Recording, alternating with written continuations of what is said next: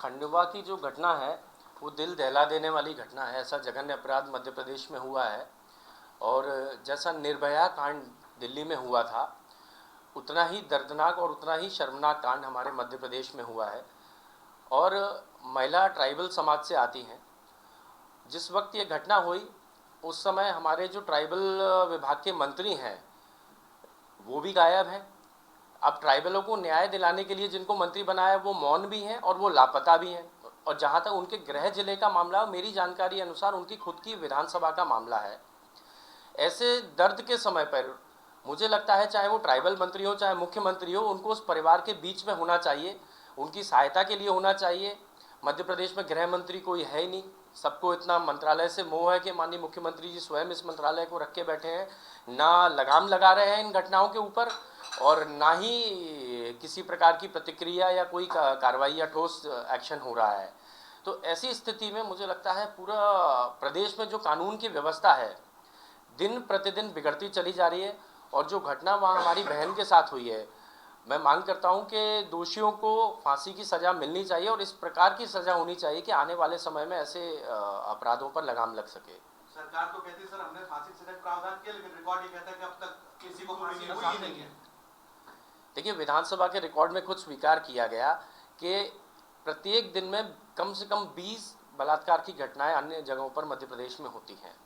फांसी का प्रावधान करना और सजा दिलाना दोषियों को, दोनों में ज़मीन और आसमान का अंतर है। क्या अभी तक किसी को फांसी की सज़ा दिला पाई सरकार?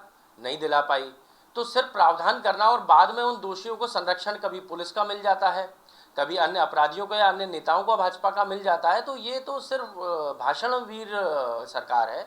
वास्तविकता में अगर ऐसा है तो वो आंकड़े सहित बताएं कि इतने इतने अपराधों में इतने इतने लोगों को फांसी की सज़ा दिलवाई जिसमें सरकार की यह भूमिका थी। मुझे नहीं लगता एक भी ऐसा उदाहरण मध्य प्रदेश में है। मोदी जी का मध्य प्रदेश की धरती पर स्वागत है। अगर वो महिला सम्मान की बात करने आ रहे हैं तो ये जो घटनाएं हो रही हैं, रेप की हो चाहे निर्मम हत्याओं की हो, पहले तो इस पर उनका क्या कहना है ये स्पष्ट होना चाहिए। उनको मीडिया को कम से कम 1 घंटे का समय देना चाहिए मीडिया से 1 to 1 फेस टू फेस बात करने के लिए। मीडिया से उनको बिल्कुल भी बचना या भागना नहीं चाहिए।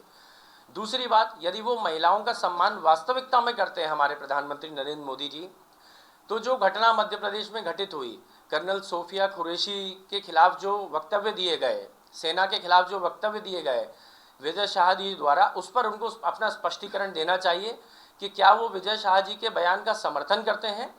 अगर नहीं समर्थन करते हैं तो उन्होंने जो सेना की जांबाज महिला कर्नल का जो अपमान किया है उसके लिए कब उनको मंत्रिमंडल से बर्खास्त करेंगे, इन पर उनको कहना चाहिए। दोहरे चरित्र की राजनीति नहीं करनी चाहिए। या तो विजय शाह जी के साथ जाके खड़े हो जाएं या उनके ऊपर कार्रवाई करें। ये स्पष्ट है, दो नीतियां, मतलब इसके बीच का कोई रास्ता नहीं है मोदी जी के पास। लोगों का ये कहना है कि बीजेपी के इस कार्यक्रम की डाट आपने निकाली और जबलपुर में एक बड़ा कार्यक्रम आप लोग करने जा रहे हैं। कांग्रेस का अपना कार्यक्रम है, उसकी डेट पहले से पूर्व से निर्धारित है और जबलपुर में हमारे सब राष्ट्रीय नेता उसमें एकत्रित होंगे। तो हम अपना कार्यक्रम करेंगे और साथ में चाहेंगे कि मोदी जी जो ये जो बड़े प्रश्न मध्य प्रदेश में उठ रहे हैं, जिसमें न सिर्फ सेना का बल्कि पूरे महिलाओं का और सबका अपमान हुआ है, तो इन सब पर वो ज़रूर उत्तर देंगे जब वो यहाँ पर भोपाल पधारेंगे।